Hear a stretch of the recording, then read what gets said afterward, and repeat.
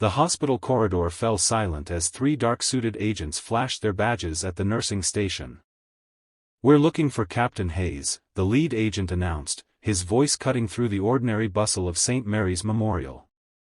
Every head turned toward the quiet woman changing in 4 bag in room 204, Elizabeth Hayes.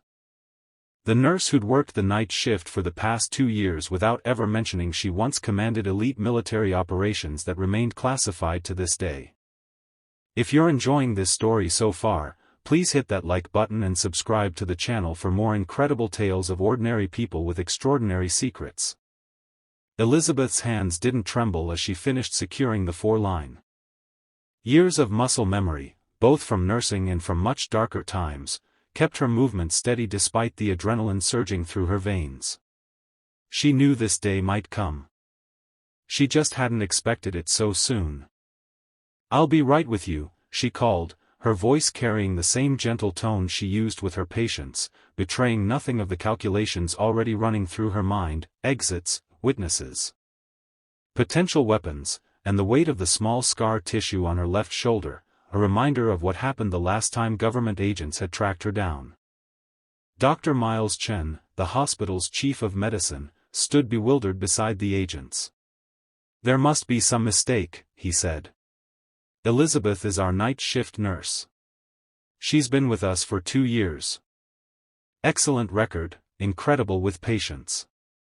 The lead agent, Special Agent Donovan, according to his credentials, didn't flinch.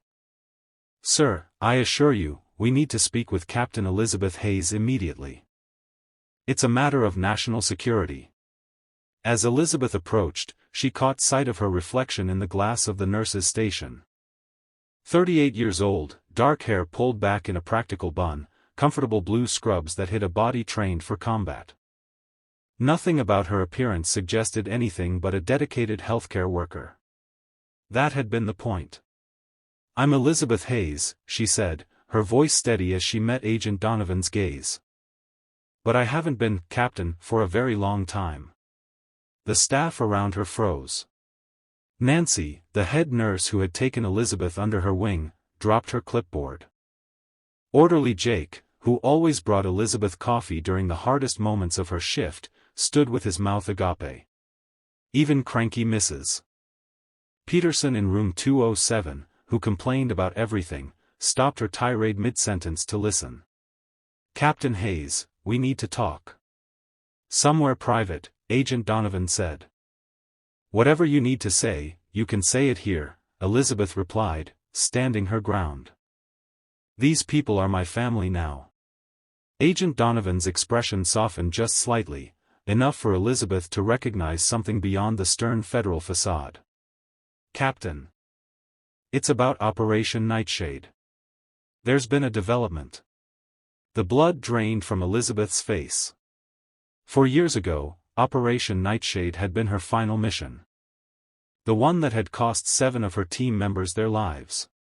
The one that had sent her into hiding as a night shift nurse in a small community hospital. Dr. Chen stepped forward. "Elizabeth, you can use my office." She nodded, suddenly aware of the eyes of every staff member, patient, and visitor fixed upon her. The woman they thought they knew was dissolving before them, revealing someone else entirely. "Thank you, Miles," she said softly before turning to the agents. "After you." As they walked toward the administrative wing, Elizabeth felt the weight of her dual lives pressing down on her shoulders. For 2 years, she'd built a new identity among these hallways. She'd held the hands of dying patients, celebrated miraculous recoveries, and found a purpose that helped quiet the ghosts of her past. Now those ghosts had returned, bearing FBI badges and grim expressions. Inside Dr. Chen's office, Agent Donovan wasted no time. "Captain Hayes, I apologize for approaching you so publicly, but time is critical. Colonel Marcus Walsh has been taken." Elizabeth steadied herself against the desk. "Marcus is dead. He died in Chechnya 4 years ago. I identified his body myself." The female agent, Agent Rivera according to her badge, stepped forward, opening a laptop. This footage was captured 3 days ago in Caracas. The grainy video showed a man being escorted through an underground garage. Despite the poor quality, Elizabeth would recognize that gait anywhere, the slight favor to his right leg from an old shrapnel wound, the way he held his shoulders even in captivity. It was Marcus. Very much alive. "That's impossible," she whispered. "Not impossible," Agent Donovan said. "Highly classified. Colonel Walsh has been operating deep cover for the past 4 years, infiltrating the remnants of the terrorist network your team disrupted in Operation Nightshade.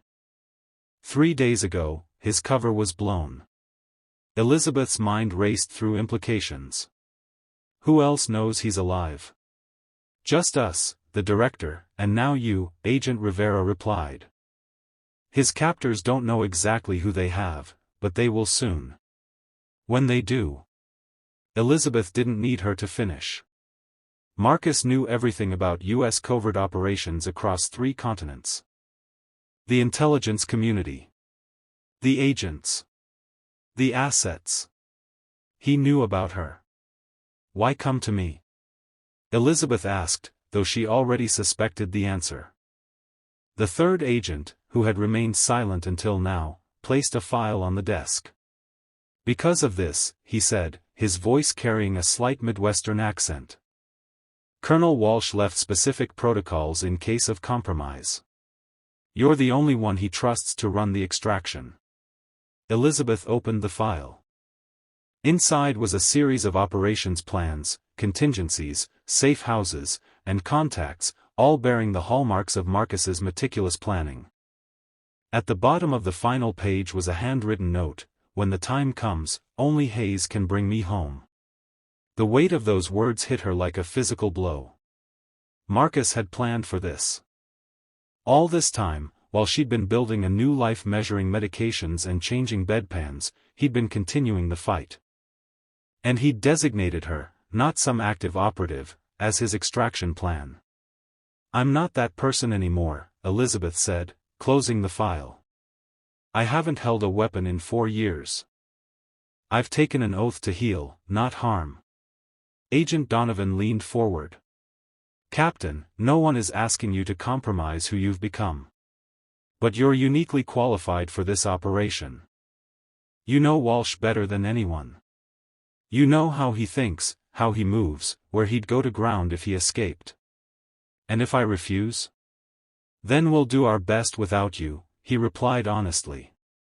"But our analysts give Colonel Walsh less than 72 hours before his identity is confirmed and he's transferred to a black site we can't reach." Elizabeth looked down at her hands, hands that had once assembled sniper rifles in pitch darkness. Now dedicated to administering medications and providing comfort.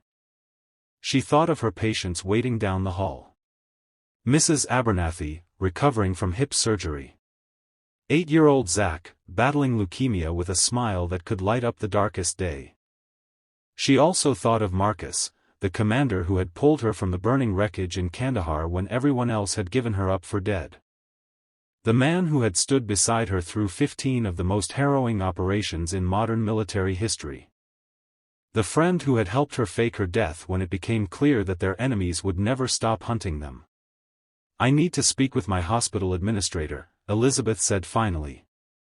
"I can't just disappear without ensuring my patients will be cared for." Agent Rivera nodded. "We understand. We'll give you 1 hour to make arrangements." As the agents left to wait in the hallway, Elizabeth sank into Dr. Chen's chair, her mind racing. After years of peace, the world she'd left behind had found her again. Her phone buzzed with a text from Nancy: "Are you okay? What's happening?" Elizabeth stared at the message, unsure how to respond. How could she explain that the quiet nurse who brought cookies to staff meetings and remembered everyone's birthdays had once commanded special operations in the world's deadliest regions? That the hands that so gently inserted IVs had also ended lives when necessary? She typed simply, "I need to take emergency leave. Family situation. I'll explain when I can." It wasn't entirely a lie. In many ways, Marcus was the closest thing to family she had left. Elizabeth rose and walked to the window overlooking the hospital parking lot. Somewhere in Venezuela, Marcus was holding on, believing she would come. Despite everything, she knew she would. Some bonds transcended career changes and new identities. Captain Hayes had never left a team member behind. Nurse Hayes wouldn't start now. With resolute steps, she walked out of the office to face what came next, and the colleagues whose trust she feared she'd just lost forever. The story of Elizabeth Hayes, nurse by day, former military operative by necessity, was only beginning. The hospital staff watched in stunned silence as she walked out with the FBI agents, promising to return but offering no explanations. Nancy caught her arm just before she reached the exit.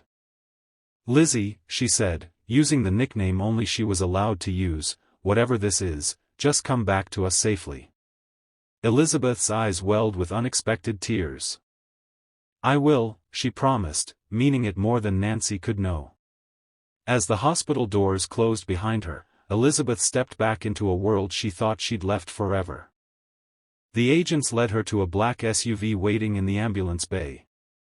"We have a plane standing by at Andrews," Agent Donovan said as they pulled away from the curb. "We'll brief you fully en route." Elizabeth watched St. Mary's Memorial disappear in the side mirror. For 2 years, those walls had been her sanctuary. Now she was trading antiseptic and stethoscopes for whatever waited in the shadows of Caracas. "I'll need my medical kit," she said suddenly. Agent Rivera looked confused. "We'll have tactical gear waiting." "No," Elizabeth interrupted. "My nursing supplies. If we're extracting an injured operative, I need to be prepared to stabilize him." The agents exchanged glances. "Of course," Agent Donovan said after a moment. "We can arrange that." Elizabeth nodded, already mentally inventorying what she would need. In her previous life, she had treated bullet wounds with field-expedient materials in the Hindu Kush. Now she had years of proper medical training to complement her tactical skills. Perhaps, she thought, her time as a nurse hadn't been just hiding. Perhaps it had been preparation. As the SUV accelerated onto the highway, Elizabeth Hayes began the mental transformation from the gentle night nurse back into the captain who had once been whispered about in intelligence circles as the Ghost, an operative so effective that some questioned whether she actually existed. Marcus Walsh had believed in her when she didn't believe in herself. Now it was time to return the favor. The military transport plane hummed steadily as it cut through the night sky over the Caribbean. Elizabeth sat reviewing the file, absorbing every detail of Marcus's deep cover operation and the circumstances of his capture. "He infiltrated the Espinosa cartel?" she asked, looking up at Agent Donovan. "They're not just drug traffickers. They're linked to at least 3 terrorist organizations." "That was the point," Donovan replied. After Nightshade, intelligence suggested remnants of the network had formed an alliance with Espinosa for logistics and money laundering. Walsh volunteered to go in as Diego Sanchez, a former Spanish Legion officer turned mercenary. Elizabeth studied the surveillance photos showing Marcus, now sporting a beard and longer hair, meeting with cartel members. 3 years building this cover, and it gets blown now? What happened? "We're not entirely sure," Agent Rivera said, joining them with coffee. "Our best theory is that someone from Walsh's past recognized him. The cartel's security chief is a former FSB operative who worked the same regions as some of your operations." Elizabeth accepted the coffee with a nod of thanks. "If they made him as U.S. military, they'll start with standard interrogation. If they realize he's intelligence, they'll bring in specialists." She forced her voice to remain clinical, professional, though the thought of what Marcus might be enduring made her stomach clench. "Our extraction window is narrowing," Agent Donovan agreed. "That's why we need your insight. If Walsh manages to escape captivity, and his record suggests he might, where would he go? What protocol would he follow?" Elizabeth closed her eyes, thinking back to the contingency plans they'd developed over years of working together. Marcus always believed in hiding in plain sight, she said finally. He wouldn't head for the border or try to reach an embassy. Too obvious, too heavily watched. She opened the map of Caracas, her finger tracing neighborhoods. He'd go here, she said, pointing to the bustling Sabana Grande district. Urban, crowded, lots of tourists mixed with locals. And there's a clinic in this area run by Doctors Without Borders. He knows I volunteered with them before joining the military. Agent Rivera made notes. Any specific location within that district? There's a particular protocol we developed, Elizabeth said carefully. I'd rather not share the details until we're on the ground. Operational security. The agents exchanged glances but nodded. Despite years away from service, Captain Hayes still thought like an operator. We land in 3 hours, Agent Donovan said. We have a safe house established and local assets ready to assist. The official story is that we're part of a medical response team assessing needs for potential U.S. aid. Elizabeth smiled thinly. So I'm playing a nurse pretending to be a nurse. Sometimes the best cover is the truth, Rivera replied. As the agents moved to the front of the plane to communicate with their ground team, Elizabeth pulled out the photo of Marcus that had been included in the file. It had been taken just 6 months ago at a cartel function. Despite the beard and different hairstyle, his eyes were the same, intelligent, watchful, carrying the weight of someone who had seen too much but kept moving forward anyway. I'm coming, Marcus, she whispered to the photo. Just hold on. Caracas sprawled beneath them as their helicopter approached the landing zone, a city of contrasts where gleaming skyscrapers cast shadows over sprawling barrios climbing the surrounding hills. Elizabeth had been here once before, on a joint training exercise with Venezuelan special forces before relations between the countries had deteriorated. The city had changed, but the humid air that hit her as they landed felt familiar. So did the subtle tension in her muscles, the combat readiness her body remembered even after years of civilian life.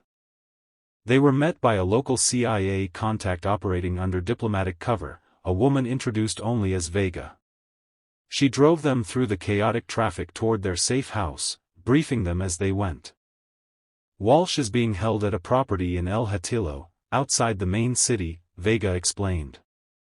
It's owned by Alejandro Espinosa's brother-in-law, used mainly for business meetings that need privacy. Security? Elizabeth asked, already scanning the street patterns. Noting potential choke points and surveillance cameras. 8 to 10 men at any time, rotating shifts. Mix of cartel soldiers and professional security contractors. 2-layer perimeter, surveillance cameras, and at least 2 sniper positions. Elizabeth nodded. The setup was substantial but not impenetrable. Any chance of bringing in a tactical team? Agent Donovan shook his head. Not an option. We have no official presence here, and the Venezuelan government would consider it an act of war. This is strictly low profile. Get in, get Walsh, get out without creating an international incident. That's why we needed you specifically, Agent Rivera added. Someone who knows both Walsh and unconventional extraction techniques. Someone not officially connected to any government agency anymore. Elizabeth understood the subtext. If she were captured or killed, the U.S. government would disavow any knowledge of her mission. She was deniable, just as she had been in her previous life. When do we move? She asked. Tonight we gather intel, Vega replied, turning onto a side street in a middle-class neighborhood. Tomorrow we scout the facility. If conditions are favorable, extraction the following night. Elizabeth frowned. Marcus may not have that long. It's the soonest we can safely operate, Donovan said firmly. We understand the urgency, Captain, but rushing in blind will only get both of you killed. She knew he was right. But every hour felt like an eternity when she imagined what Marcus might be enduring. Torture was standard procedure for cartel interrogations. The safe house was a nondescript apartment in a building filled with young professionals and small families, perfect cover for their operation. Inside, they found communications equipment, weapons secured in hidden compartments, and a tactical workstation with detailed maps of the area. "I'll need medical supplies," Elizabeth reminded them as she surveyed the space. "Both for treating any injuries Marcus may have sustained and for our cover as a medical assessment team." Vega nodded toward a bedroom. "Already arranged. Standard field trauma kit plus additional supplies based on your hospital specialization." Elizabeth checked the medical supplies, finding everything from basic first aid to materials for treating gunshot wounds and administering emergency medications. She organized them with the efficiency of both a nurse and a combat medic, muscle memory from both worlds serving her well. As she worked, she caught her reflection in a mirror, still wearing scrubs under a light jacket, her hospital ID badge tucked into her pocket out of habit. The dichotomy struck her suddenly. For 2 years, she had been healing people, easing pain, bringing comfort. Now she was preparing to enter a world where she might need to do the opposite to save Marcus. Agent Rivera appeared in the doorway. "We have the most recent satellite imagery of the compound," she said. "And something else you should see." In the main room, a laptop displayed a message that had been intercepted from cartel communications. "They're moving him tomorrow night," Agent Donovan explained grimly. "A private airfield, then to an unknown location. Our timeline just collapsed." Elizabeth scanned the message, her mind already shifting into the tactical planning mode she hadn't used in years. "Then we move tonight," she said, her voice taking on the calm authority that had once commanded elite operatives. "That's not the plan," Donovan objected. "We don't have enough intel. Plans change when circumstances change," Elizabeth cut him off. "I know Marcus. I know how he thinks, how he moves. If we wait, we lose him forever." The tension in the room was palpable as the federal agents exchanged glances. They were accustomed to methodical operations with multiple contingencies and extensive support. What Elizabeth was proposing was the kind of high-risk, improvisational mission that her unit had specialized in, and that had ultimately led to the disaster of Operation Nightshade. "Tell me what you need," Vega said finally, breaking the standoff. As the field operative, she recognized the necessity of adaptation. Elizabeth moved to the tactical maps, her finger tracing the compound's perimeter. "I need current guard rotations, access to this drainage culvert, and a vehicle staged here," she said, marking locations. "And I need to go in alone." "Absolutely not," Agent Donovan said firmly. "No solo infiltrations. That's non-negotiable." Elizabeth fixed him with a steady gaze. "Agent Donovan, I understand your concerns. But Marcus knows me. He'll recognize my movement patterns, my signals.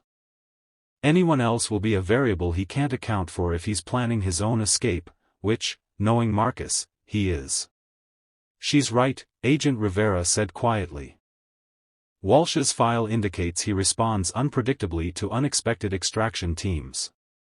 On the Belgrade operation, he nearly killed his own rescue team because they deviated from protocol." Elizabeth nodded gratefully at Rivera. "I'm not suggesting you don't provide support. I need you on perimeter security, communications, and ready for immediate exfiltration. But the actual infiltration needs to be me alone." After several tense moments, Donovan nodded reluctantly. "We move at 0200 hours. That gives us time for minimal recon and preparation." As the team began gathering equipment and intelligence, Elizabeth stepped away to a small balcony overlooking the Caracas skyline. The city lights blurred through the humid air, creating halos that reminded her of nights in the hospital when exhaustion made the world seem slightly unreal. She wondered what her colleagues at St. Mary's would think if they could see her now, planning a covert operation to extract a high-value intelligence asset from a cartel compound. Would they recognize the calm, compassionate nurse who had held the hands of dying patients and celebrated new births?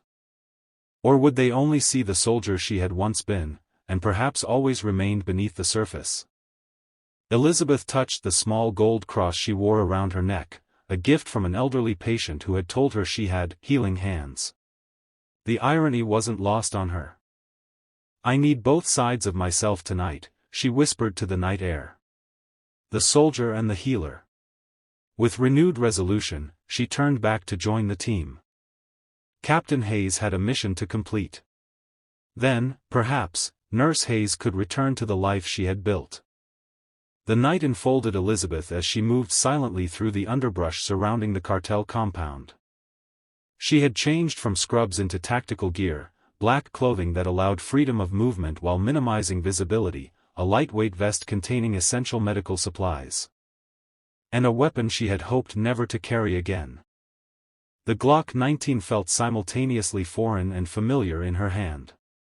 Her muscle memory remained intact despite the years away, a fact that both reassured and disturbed her. "Eagle in position," came Agent Rivera's voice through her earpiece. "Perimeter guards maintaining standard patrol patterns. You have a 4-minute window approaching on the southeast corner." "Copy," Elizabeth whispered.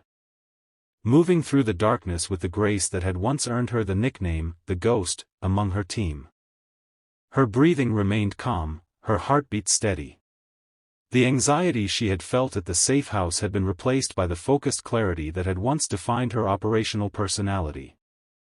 She reached the drainage culvert that ran beneath the compound's perimeter fence, exactly where their intelligence had indicated. Modern security systems often focused on above-ground threats, overlooking older infrastructure vulnerabilities. It was a mistake Elizabeth had exploited many times before. The culvert was narrow, barely wide enough for her slender frame, and partially filled with stagnant water. She ignored the discomfort, focusing instead on the infrared sensor she carried that would alert her to any surveillance devices. "No active sensors in the drainage system," she reported quietly. Proceeding to insertion point. Elizabeth moved through the fetid water, counting her steps until she reached the maintenance access point that their intelligence suggested would lead to a storage room in the compound's eastern building. The access panel was secured with a simple padlock, a surprisingly low-tech solution that took her less than 30 seconds to defeat with the specialized tools Vega had provided. As she emerged into the dim storage room, Elizabeth paused, listening intently. The compound was quiet, with only the distant sound of voices suggesting human presence. "I'm in," she whispered. Moving to locate target. According to the intelligence they'd gathered, Marcus was being held in a converted wine cellar beneath the main house. Elizabeth moved silently through the storage building and across a small courtyard, using the shadows to avoid the sight lines of the 2 guards patrolling the perimeter. Years of nursing had taught her different skills: how to move quietly through hospital rooms without waking patients, how to observe subtle changes in condition, how to maintain calm in crisis. Somehow, these translated seamlessly back into her operational movements, creating a strange hybrid of her 2 lives. The main house loomed before her, its Spanish colonial architecture beautiful even in the darkness. 2 guards stood at the front entrance, but thermal imaging had revealed a service entrance on the eastern side that appeared unguarded. Elizabeth made her way there, conscious of every step, every sound. The door was locked, but not alarmed, another oversight she silently thanked the overconfident cartel for. Within moments, she was inside, navigating the dimly lit hallways using the compound layout they had constructed from satellite imagery and intelligence reports. A voice echoed down the hallway, Spanish with a Colombian accent, discussing a shipment due to arrive next week. Elizabeth pressed herself into a recessed doorway, becoming one with the shadows until the speaker passed. The entrance to the cellar was exactly where their intelligence had indicated, a heavy wooden door at the end of a service corridor. Likely originally used to deliver wine and supplies to the cellar below. It was locked, but not guarded. Elizabeth paused, her instincts suddenly on alert. In her experience, high-value prisoners were never left unguarded. Either their intelligence was wrong, or this was, it's a trap, she whispered into her communication device. Too easy. No guards on the cellar entrance. Thermal still shows one heat signature below ground level, Rivera responded. Consistent with a single restrained individual. No other signatures within 20 meters of that position. Elizabeth weighed her options. If it was a trap, proceeding would be walking straight into it. If it wasn't, any delay might cost Marcus his life. Proceeding with caution, she decided. Be ready for rapid extraction on my signal. The lock on the cellar door was more sophisticated than the others, a modern electronic keypad that would be challenging to bypass. Elizabeth removed a small device from her pack, a specialized decryption tool that would attempt to identify the access code. As the device worked, Elizabeth kept watch on the corridor, every sense hyper-alert. The silence felt oppressive, unnatural for a compound this size.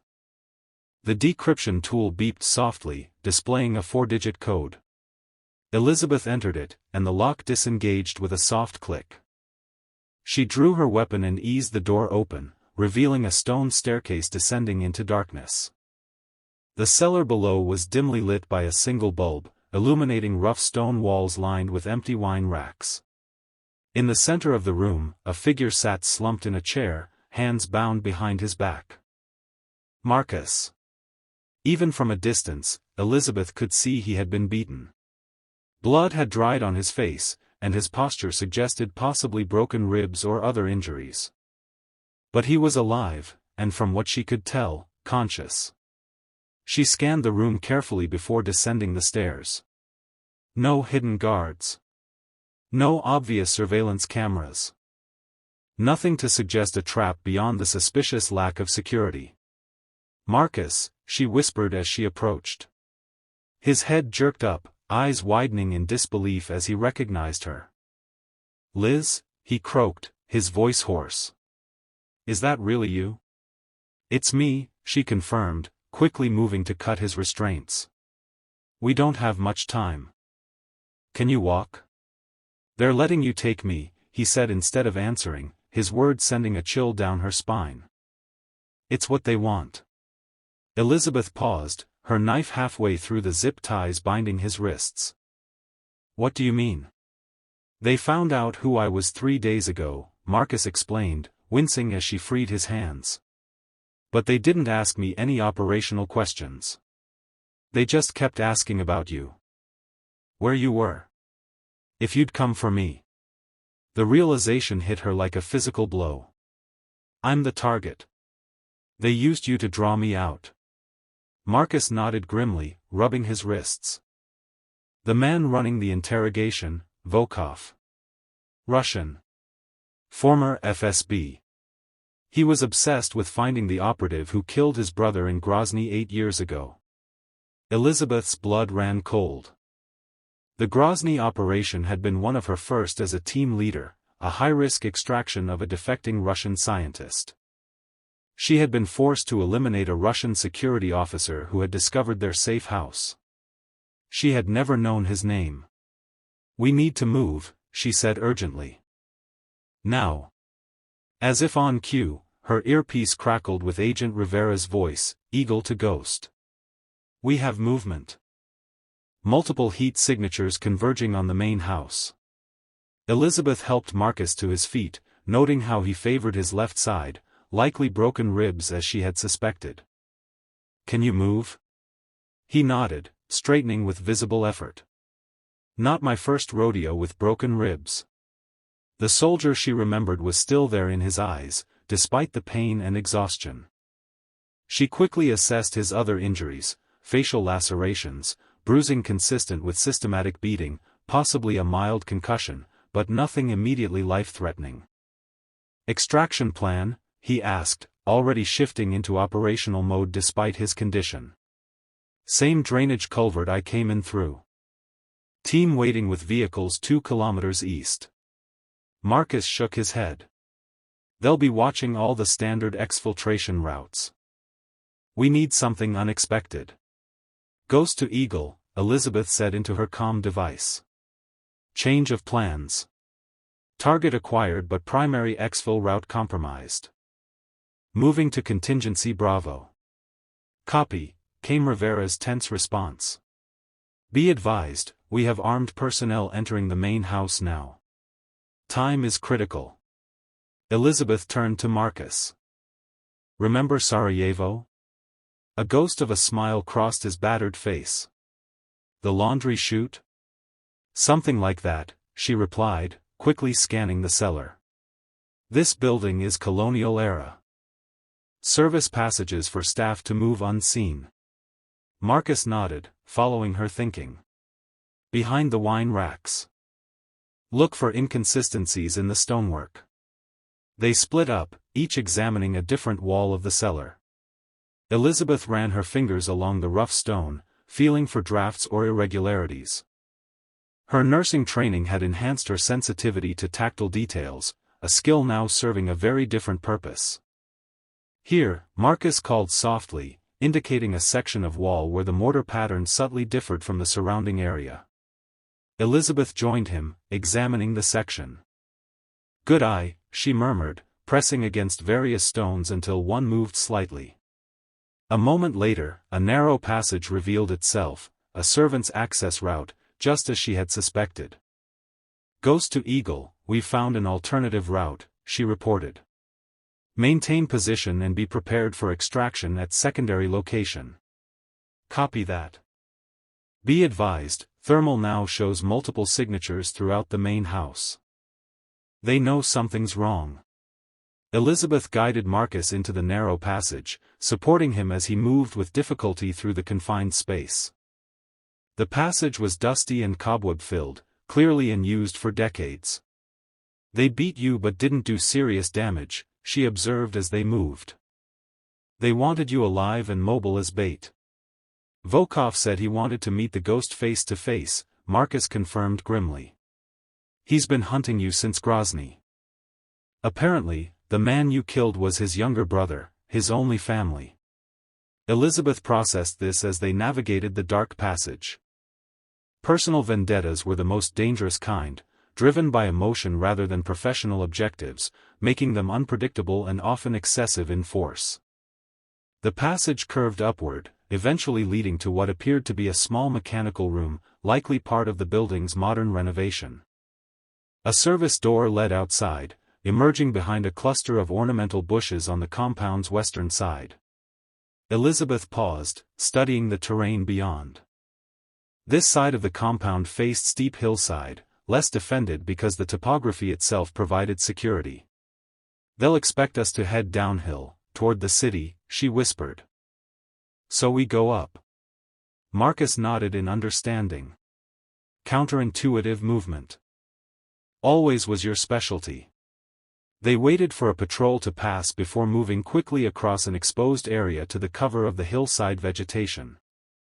The climb would be challenging, especially with Marcus's injuries, but it offered their best chance of breaking contact with any pursuers. As they began to ascend the steep slope, Elizabeth heard the first shouts of alarm from the compound below. Their absence had been discovered. Ghost to Eagle, she whispered urgently. We're moving uphill, west side of compound. Need extraction at the Ridge Road. Copy that, Rivera responded. Redirecting vehicles now. ETA 15 minutes. Elizabeth glanced at Marcus, noting his labored breathing and the pain evident in his face. We need to keep moving. Can you make it 15 minutes uphill?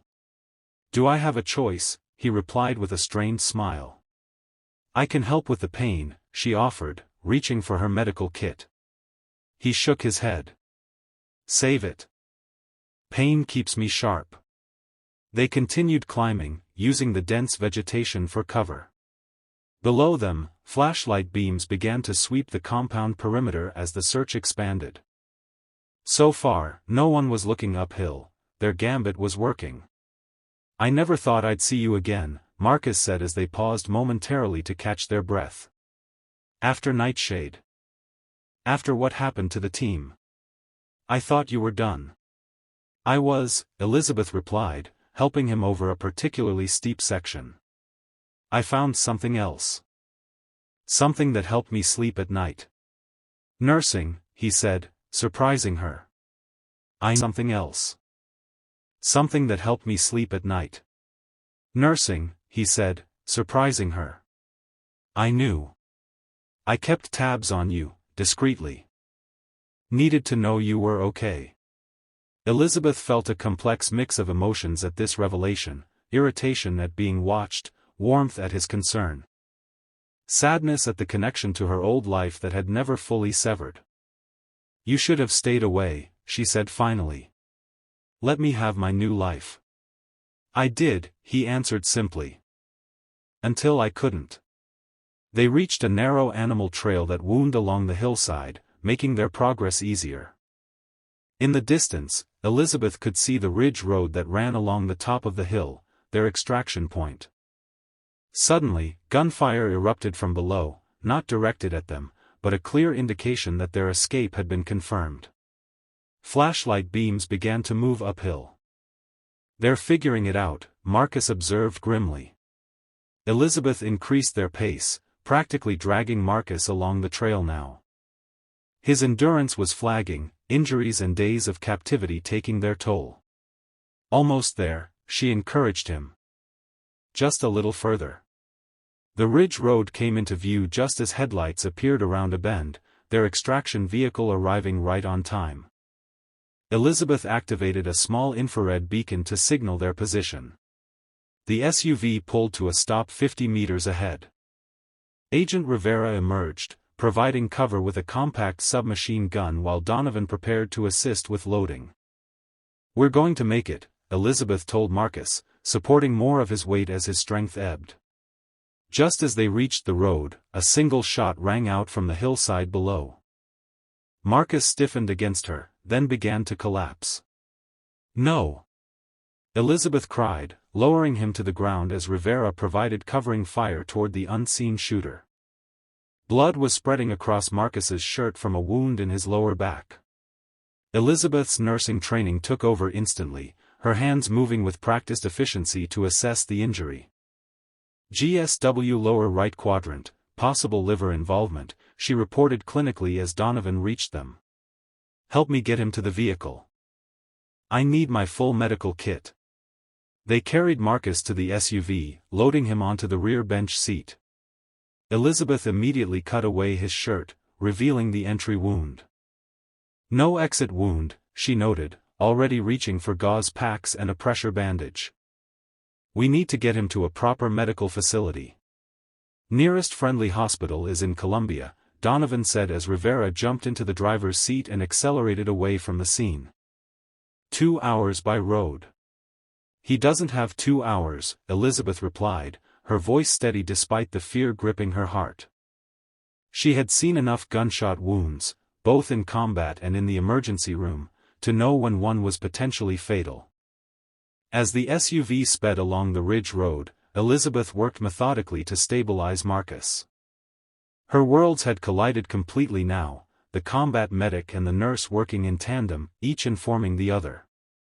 Stay with me, Marcus, she urged as she established an 4-line from her medical kit. Don't you dare die on me after I came all this way. His eyes fluttered open, focusing on her with effort. Always so demanding, he murmured, a ghost of his old smile touching his lips. Damn right, she replied, administering pain medication and antibiotics. I didn't give up nursing to watch you bleed out in the back of an SUV. The vehicle swerved suddenly as Rivera took evasive action. We've got pursuit, she called from the driver's seat. 2 vehicles, gaining quickly. Donovan moved to the rear window with his weapon. Focus on your patient, Captain. We'll handle this. Elizabeth barely registered his words, her attention fully on Marcus as his vital signs began to deteriorate. The bullet had likely nicked the liver or another major blood vessel. Internal bleeding was becoming evident from his dropping blood pressure and increasing heart rate. I need to perform a needle decompression, she announced, reaching for her medical kit. He's developing hemothorax from internal bleeding. As gunfire erupted behind them, Elizabeth remained focused on her patient. Performing the delicate procedure to relieve pressure from blood collecting in Marcus's chest cavity. The skills honed during trauma rotations at St. Mary's guided her hands with precision that would have been impossible in her previous life. "When did you get so good at this?" Marcus whispered, his voice weakening. "When I decided saving lives was better than taking them," she replied softly, establishing a second four-line to replace lost fluids. The SUV swerved violently again, nearly causing her to lose her balance. "I need a stable platform," she called to Rivera. "Working on it," came the terse reply as the vehicle accelerated around a sharp curve. Elizabeth heard the distinctive sound of helicopter rotors approaching. "Please tell me that's ours," she said to Donovan as he fired through the rear window at their pursuers. "Negative," he replied grimly. "Likely cartel. They have resources throughout the region." Marcus's condition was deteriorating rapidly despite her interventions. The limited medical supplies and unstable environment were working against her. Elizabeth felt the familiar weight of impending loss, a feeling she had experienced too often both as a soldier and as a nurse. "I need you to fight, Marcus," she told him fiercely. "I did not come all this way to lose you." His hand found hers, squeezing weakly. "Always was stubborn," he murmured. The helicopter was visible now through the windshield, moving to position itself ahead of them. Rivera swerved onto a side road, momentarily breaking the aircraft's line of sight. "We need a diversion," Donovan said urgently. "At this rate, they'll force us off the road in less than 2 minutes." Elizabeth looked up from her patient, her mind racing through options. The nurse in her wanted only to focus on saving Marcus. The operative knew that without evasive action, none of them would survive. "There's a ravine 2 kilometers ahead," she said suddenly. "Deep enough to hide a thermal signature if we can reach it." Rivera nodded in understanding. "I see it on the NAV system." "Hang on." The SUV accelerated dramatically, engine straining as they raced toward the ravine. The helicopter reappeared, this time directly overhead, a spotlight searching for them through the trees. "Cover his airway," Elizabeth instructed Donovan, placing an oxygen mask over Marcus's face. "We're going to have to move him again when we ditch the vehicle." The ravine appeared ahead, a deep natural depression with dense vegetation providing cover from aerial observation. Rivera drove directly into it, cutting the headlights and engine at the last possible moment to allow momentum to carry them into the shelter of the trees. The vehicle came to rest at a precarious angle against a fallen tree.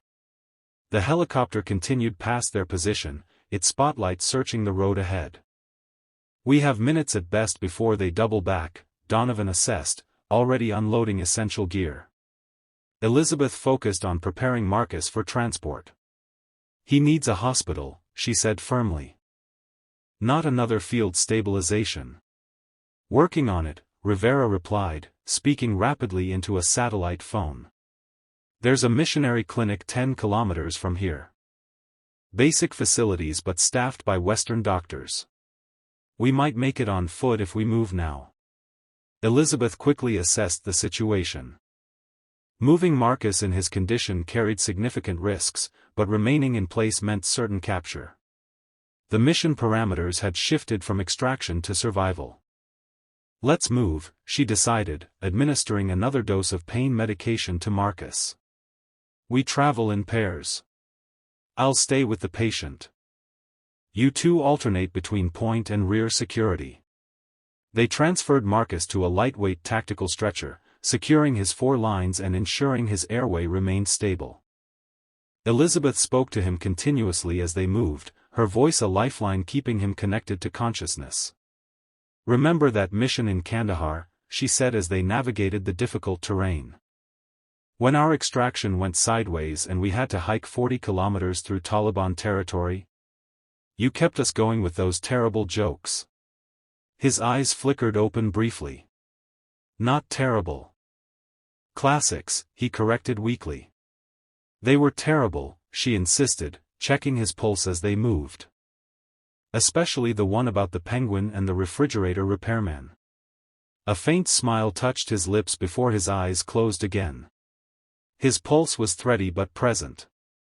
Elizabeth refused to consider the possibility of losing him, not after everything they had survived together, not when she had finally found peace in her new life only to be pulled back into this one. The sound of the helicopter faded as they moved deeper into the forest, following a small stream that would mask their heat signatures from thermal imaging. The terrain was challenging, steep in places, with dense underbrush that slowed their progress. How much farther? Elizabeth asked as they paused briefly to adjust Marcus's position on the stretcher. About 7 kilometers, Rivera replied, consulting a GPS device. At this pace, approximately 2 hours. Elizabeth checked Marcus's vitals again, concern growing. He might not have 2 hours, she said quietly. Donovan studied her face in the dim light. What do you need? A proper medical facility, she replied honestly. But barring that, a dry, stable location where I can attempt to control the bleeding more effectively. Rivera pointed ahead. There's a seasonal hunting cabin about 1 kilometer from here. Basic, but it might serve your needs. Let's do it, Elizabeth decided. They moved with renewed urgency, reaching the small wooden structure as the first light of dawn began to illuminate the forest. The cabin was rudimentary, a single room with a wooden platform bed, a small table, and a crude fireplace, but it was shelter. They quickly established a makeshift treatment area, using the cabin's table as an examination surface. Elizabeth unpacked her remaining medical supplies, mentally cataloging what she had to work with and what she would need to improvise. I need light, clean water, and any alcohol you might have in your kits, she instructed as she cut away Marcus's blood-soaked clothing. Rivera and Donovan moved efficiently to fulfill her requests while she conducted a more thorough examination of the wound. The bullet had entered just above the right kidney, traveling upward into the abdominal cavity. Without imaging equipment, she couldn't determine the exact path, but the symptoms suggested hepatic involvement. I need to perform a more invasive procedure, she announced after completing her assessment.